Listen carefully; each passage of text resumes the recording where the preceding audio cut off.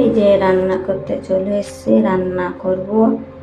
এই যে মাছ ভাজা, নুন হলুদ মাখাতে যাচ্ছি। এই যে পুঁই শাক কাটা হয়েছে, আর এদিকে আলু বেগুন আর কুমড়ো দিয়ে ছেঁচকির মতন হবে চচ্চড়ি, মাছের মাথা দিয়ে। এই যে মাছ ভাজবো, নুন হলুদ মাখাচ্ছি, মাছ ভাজবো। মাছ ভাজা হয়ে যায়, মাছ ভাজছি, মাছ ভাজা হয়ে গেলে ভাবছি আজকে গরম পড়েছে। এই যে মাছের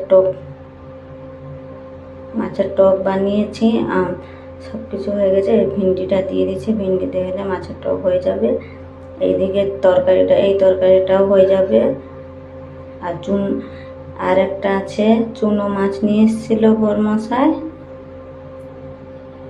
এই যে চুনো মাছ নিয়ে এসেছিল, ওটা ভাজা ভাজা করা হয়েছে, মুচমুচে ভাত, ব্যাস।